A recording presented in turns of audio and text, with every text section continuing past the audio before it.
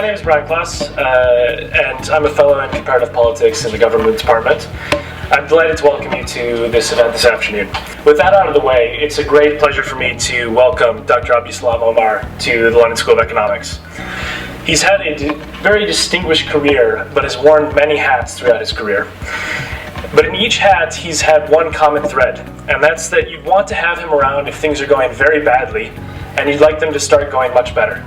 And whether it's been in Washington, D.C., when he helped turn around the school system and many government services there as the chief of staff to the mayor of Washington, D.C., or as an expert consultant to the United Nations and to the World Bank, helping critical development projects in Puntland and Somaliland, Dr. Omer has had a career that has had a marked impact on turning places around. In 2013, he was appointed the governor of the Central Bank of Somalia, and in February 2015, Dr. Omer became Somalia's Minister of Foreign Affairs, the diplomatic gateway for Somalia to the rest of the world, and the world's gateway to Somalia. Please join me in providing a warm welcome to Dr. Abdusalam Omer.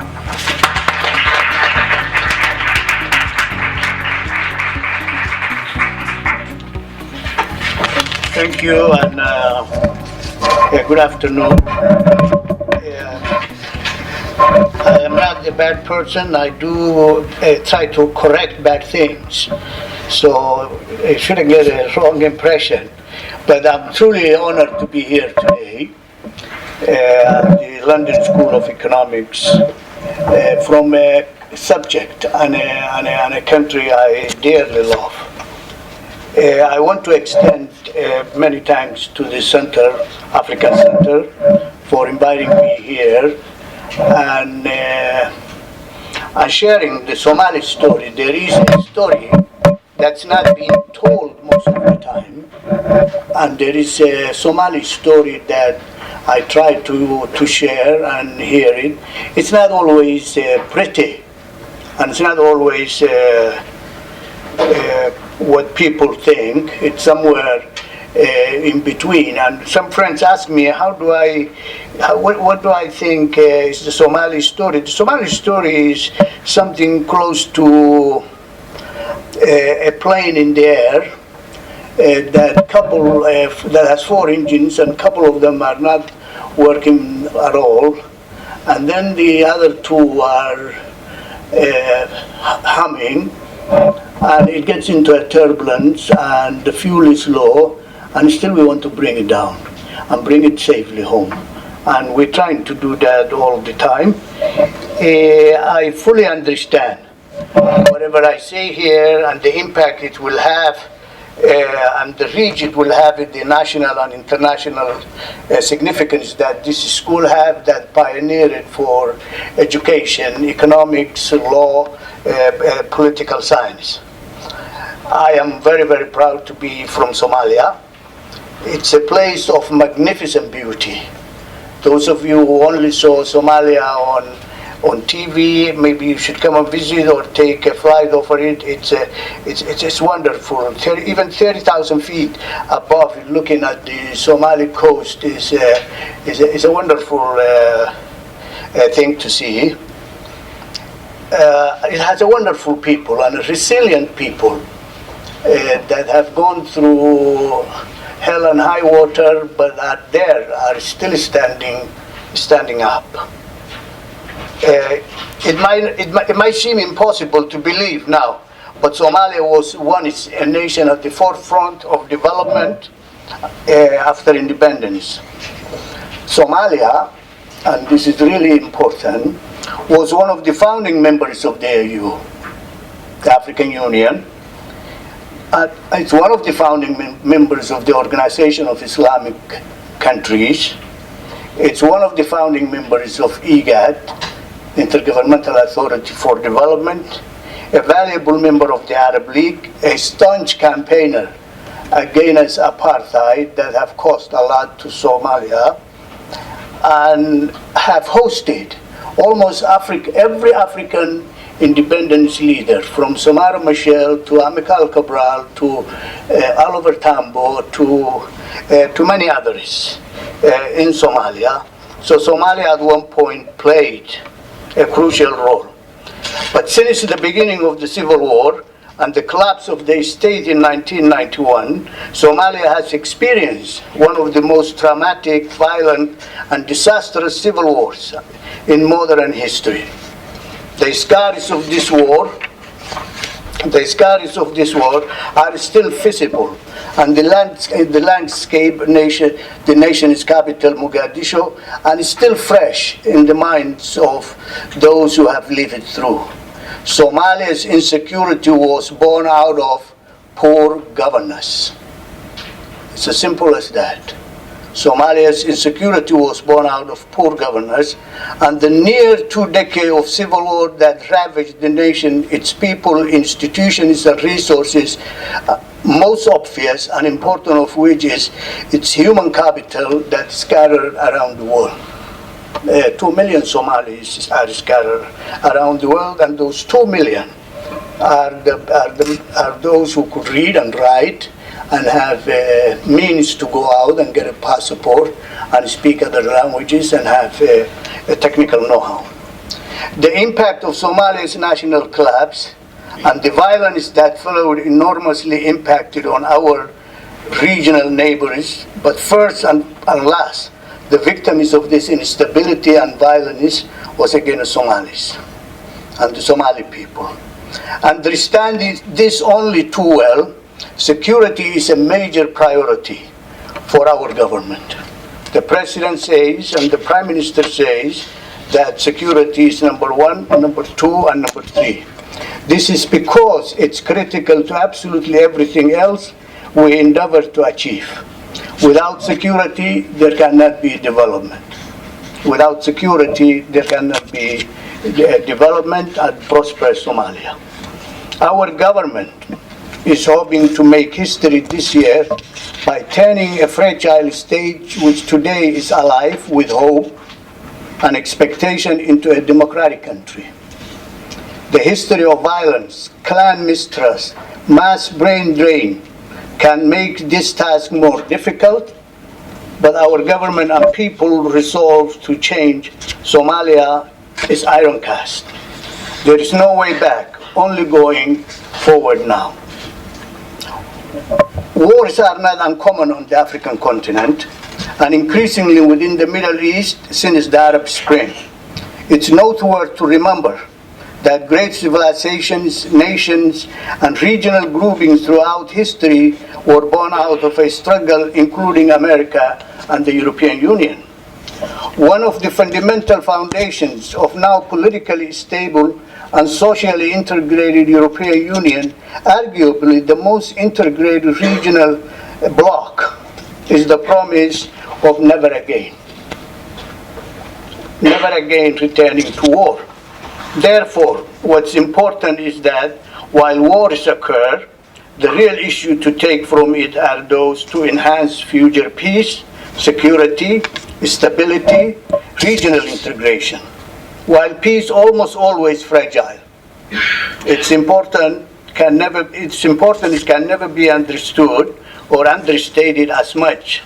Depends on it for us and the rest of the world. We as a government of Somalia understand the importance of and are committed to winning the war against terrorism, both at home and internationally. The Somali National Army, in conjunction with AMISOM troops from our brothers and sisters in East Africa, namely Djibouti, Ethiopia, Kenya, Uganda, and Burundi, have ensured there is no ungoverned space in Somalia today. Somalia is in fact one of the few countries which fought its way back out of a conflict, while others in the region like Yemen sadly begin to enter the new violent cycle. Somalia is also one of the few nations defeating terrorism on its soil, with a fraction of the budget spent on other places experiencing similar challenges like Afghanistan and Iraq. Our fight against international terrorism is low cost, high impact, except for the human loss which cannot be quantified. The Somali government's strategic objective is establishing a unified, capable, accountable, and right-based Somali federal security institutions. These will operate in an environment of a democratic freedom, provide safety and security for its citizens. This is no longer an idea on a drawing board in some distant office. It's a reality slowly taking shape right at home. Our soldiers and people are fighting courageously along AMISOM troops to protect their fellow countrymen from Al-Shabaab's pointless violence and tyranny. Our police force on a daily basis is conducting door-to-door search, car-by-car search on the main roads and residential areas in an effort to protect innocent lives, private property, restore confidence in the apparatus of our strengthening state on the part of our people and country. Our success against terrorism are very clear. Al-Shabaab is weakened and control no fixed territory. The ideology is shunned by the wider population, and some of their key leaders have either been killed or recently sought amnesty from the violence they fear from their colleagues in Al-Shabaab. It's increasingly impossible for the terrorists to launch a conventional war or military assault of any significance in any region like they used to, thanks to the efforts of the Somali National Army and AMISOM. There are news reports and discussions in the media about Al-Shabaab's resurgence. I honestly say there's no such thing as we can define a resurgence. I can honestly say there's no such thing as we can define opportunism and desperation after the failures of resurgence. What Al-Shabaab is most skilled is in taking innocent lives. The only increase have been in their lack of respect for sanctity of human life. In a desperate bid, opportunistic attack will lessen as the Somali security forces increase in number and capacity. In the end, the only long-term solution for maintaining peace and security in Somalia is well-resourced security apparatus, including National Army and a police force. We remain grateful to all our partners in the region internationally, including the USA, EU, UK, and Turkey, among others, our Arab brothers and sisters, our African brothers and sisters. They are valuable partners for their continued support in the achievement of this goal. Al-Shabaab's strategy now is simply to run and hide in the population and carry out desperate and opportunistic attacks against innocent civilians and government employees.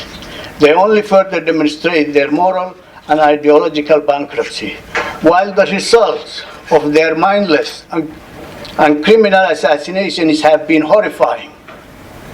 These attacks are occurring in a smaller in number within Somalia, and indeed, from all this evidence, it's credible to argue that Somalia finally is turning the corner towards security and stability.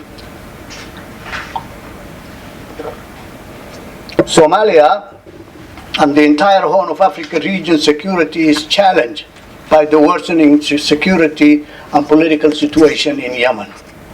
Somalia has a very deep and historical roots with Yemen.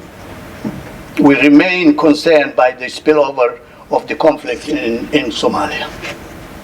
Foreign fighters are dangerous phenomena who is adding further fuel to the fire. With their various skills, including language, technology, and their threats for violence, we should all be worried by those who cross borders to fight for causes which they do not fully understand or fraudulently represent or mislead others into. Foreign fighters are already a concern in Somalia, with 85% of the recent suicide bombers being in this category, and most of the terrorist plots we intercepted involved them at all stages. The challenge for us is that we have an enormous and overwhelming productive and supportive diaspora who have kept our nation going and to continue to keep it going today. However, there are few among those who have and still desire to return to undertake terrorist attacks within our borders and the region. To overcome this deadly challenge, the Somali government is cooperating closely with partner nations like our neighbors, the European Union, the Gulf states, and the United States to detect, monitor, and disrupt these plotters before they fulfill their goals both in Somalia and other nations.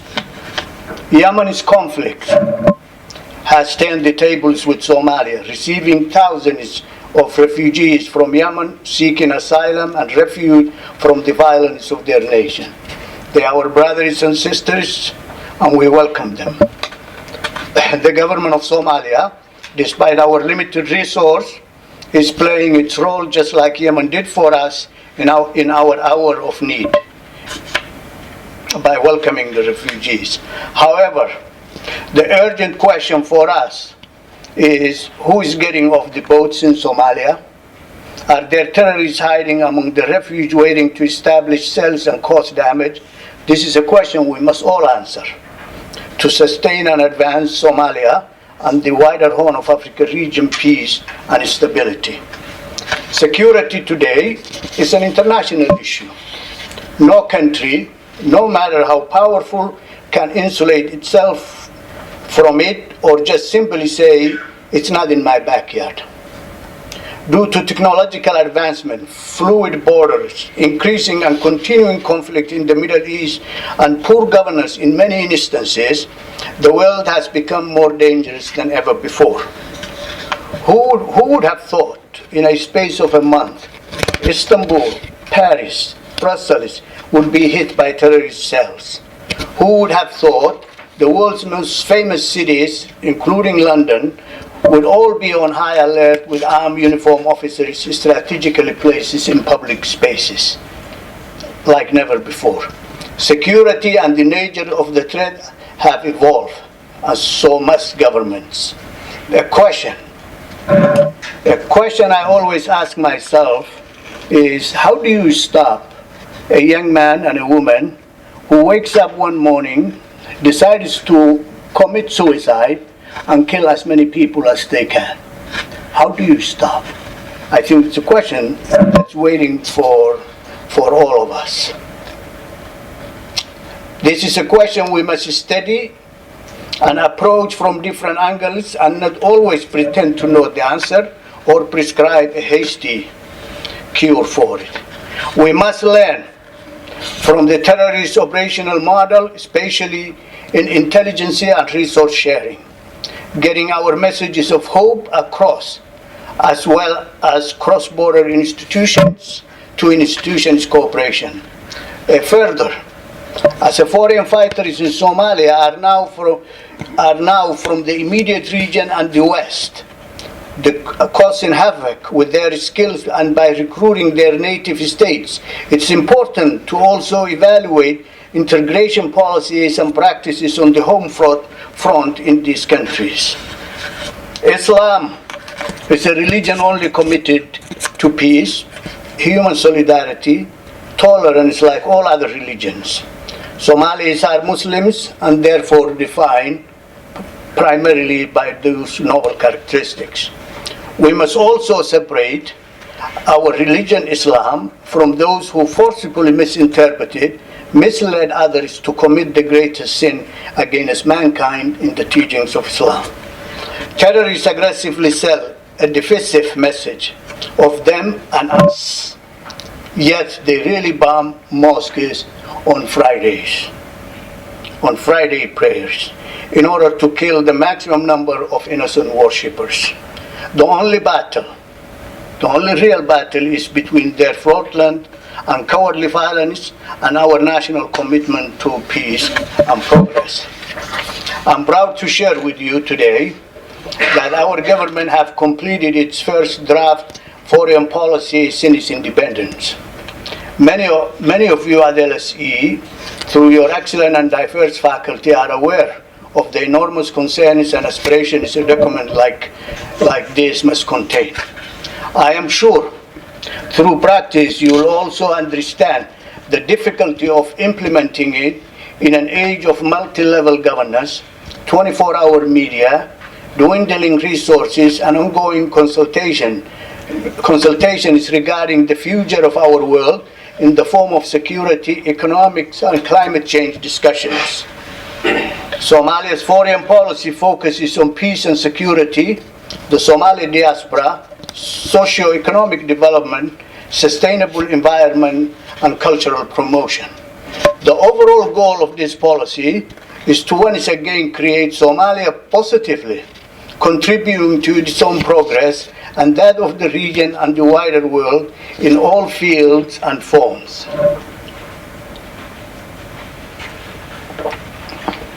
For a post-conflict nation like Somalia, peace and security will remain a subject of great attention until the process of healing and development is completed. However, bringing this lasting change requires more than just an obsession with conventional security and a greater focus on its enablers. Sustaining security and stability in Somalia requires more than the conventional weapons of war. The ability to bring about lasting peace and change. Social exclusion, poverty increases. The risk of returning to war in all post-conflict society are real. The young exploited recruits, the most vulnerable in the Somali society today, are always easy target and rarely available to destroy and to die for any side willing to cover their basic cost. This is uncomfortable truth we must face as a nation and world if we are to defeat terrorism permanently. In the words of one reformed former youth recruit who participated in terrorist activities in Somalia but has since attended a government de-radicalization program, said, and I quote, "What did we have to lose? We got food and money for what we did," unquote. We collectively have to do more to win their minds and hearts of our youth through provisions of public service, education and support, and sustainable security and peace and stability if they were to be possible. The nation-building process has also to have their needs and aspirations at its heart, as they will inherit privileges and burdens of continuing their forefathers' legacies. The matter of security and its permanent enablers, such as skills and jobs, return us to another fundamental part of foreign policy. There is a need to strengthen regional integration, cooperation with our neighbors, and to jointly confront the challenges of the region as terrorism through our regional and continental organizations, such as IGAD and African Union. Again, Somalia and Africa in general, in order to catch up developmentally, does not have the luxury of infighting. We are all in the same boat, and like all other regional organizations, we must reform, build bridges between ourselves and the rest of the world to enhance. We must rise to the challenge of silencing the guns on the continent, turn the lights on the 600 million Africans without electricity, and industrializing. Our foreign policy clearly recognized that the traditional aid model has done all it could do in Somalia. To truly consolidate the current security, socio-economic gains, Somalia will need investment to spearhead further economic growth. It's sad that in a rich continent like Africa, where we have the majority of the raw materials and diverse traditional and new energy sources that powers the world, we are still dangerously poor and behind. I'm absolutely convinced that while there are no silver bullets in the international development and security, investment is a key enabler. To successfully overcome many of the developmental challenges of Africa, and in particular, a fragile state like Somalia. As such, we placed investment promotion at the heart of our foreign policy. Somalia is blessed with untapped resources, which, with limited investment in most cases, can both transform Somalia's economic future, create wealth for investors, Somalia is truly a land of hope and opportunity. Why do I say this? Because Somalia has the longest coast in Africa, one of the most reliable broadband in the Horn of Africa, 8.9 million hectares of arable land, a young and increasingly educated workforce, and is a world leader in livestock trade. In addition, Somalia has the best wind and sun radiation in the world.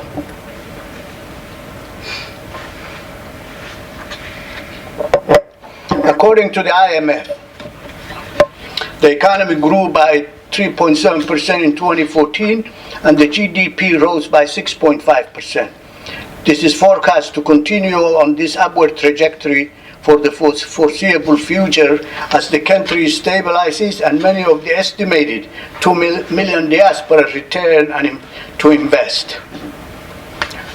With its enormous untapped resources mentioned earlier, Somalia has the potential to be world leader in renewable energy, fishing, agriculture, ICT, and livestock. Furthermore, its strategic location in the Gulf of Aden, it has the potential to return to its former role as a gateway of trade, commerce, and logistics by connecting lucrative markets in the Middle East and Far East, as well as the landlocked neighboring states, with over hundreds of millions of ready customers. Somalia's economic potential is boundless. Investment in renewable energy, fishing, and agriculture will actually help to achieve most of the UN Sustainable Development Goals of 2030. Given all these resources and possibilities, it's therefore a tragedy that we are among the poorest societies in the world. This is something our government is committed to addressing, to empower our people, nation, enrich our region and the wider world. And we therefore welcome all investors to Somalia, where I am certain that they will make enormous profit while helping to rebuild our country sustainably. There is a widely asked question, when it comes to investing in Africa, in particular in countries recovering from post-conflict like mine. This is it the right time? People ask all the time. I ask you, is there ever a right time? Is there ever, or was there ever a right time to invest in anything?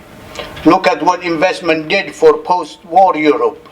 It brought peace, prosperity, and even helped to create the EU.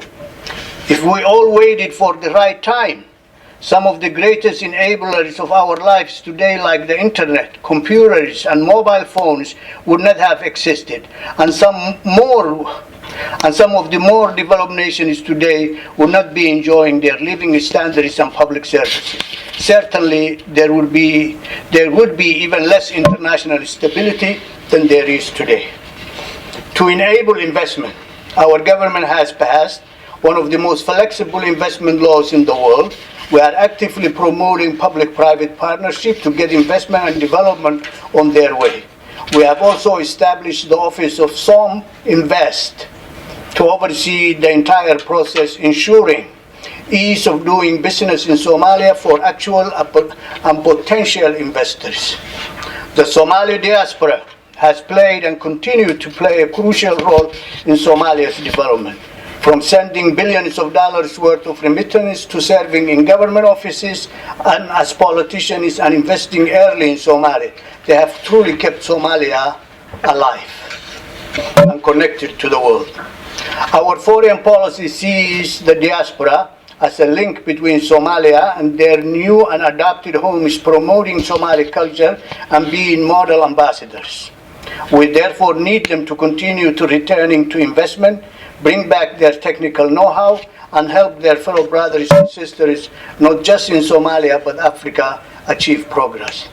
Democracy, dialogue, and development are crucial to our state-building goals. We know better than any other time those without stake in the existing order are vulnerable to manipulation. Somali society's historical clan structure inflamed the nearly 20-year civil war, and without inclusive politics, can hold our democratization process hostage if we do not succeed in heralding a new age of political inclusivity and opportunity. This process has already begun, as we have already created regional federal states. In addition, we have chosen a model to elect our parliament and president this year.